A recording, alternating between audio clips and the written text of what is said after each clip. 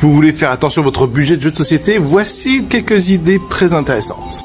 C'est vrai que de nos jours, on commence à se dire les jeux, ça commence à coûter un petit peu, et j'ai envie d'en offrir plein, et pourquoi pas essayer de budgétiser un petit peu tout ça.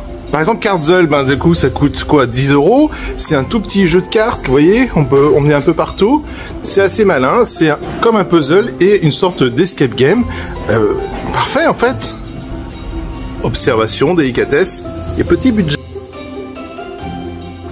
Les mini-games, regardez, des petits jeux à 8 €, super sympa, ça tient dans une poche, ça s'emmène partout, ça a une forme originale, il y a plein de thèmes différents, franchement, ça c'est idéal.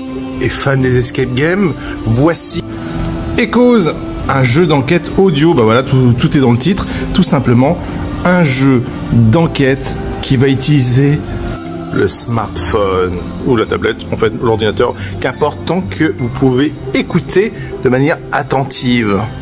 On continue aussi dans d'autres petits jeux, j'ai quelques idées là qui viennent en tête. Voici les Top Trumps. En fait, c'est assez simple. Ce sont des petits jeux de cartes un peu comme une sorte de bataille en fait. Vous allez jouer sur les différents critères. Vous avez différents univers. Parfait. Pour satisfaire un petit cadeau que vous ne savez pas trop comment caser, on aime les licences, on connaît pas trop la personne, surtout les enfants, et Top Trumps c'est bien, comme ça permet de dire ouais je t'ai pris un truc sur One Piece ou sur Star Wars, pas trop gros budget en plus. Ouais, je le connais pas trop, alors si je mets que 8 €. Après, il est fan de jeux de rôle et tout ça. Et vous dites, plutôt que de prendre un simple set 2D, je vais prendre un beau set 2D. Et là, bim, 22 €, 30 €, aïe. Et pourquoi pas simplement une piste 2D? Ça s'emporte partout, ça se glisse facilement. Il y a différentes thématiques. C'est parfait en fait. Ouais, c'est vachement original en plus. Mais pas cher, pas cher. Bon, on aime les jeux de société. On se dit qu'on veut rester dans les petits budgets. Un truc assez simple, classique, efficace. Alors là, c'est assez simple. Voici toute une gamme très très simple. Toutes les gammes de Gigamic, toutes les petites gammes comme ça aussi, parfaites qu'on pourrait détailler.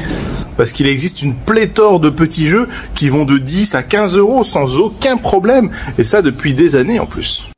Voici des idées de jeux pour toutes les situations.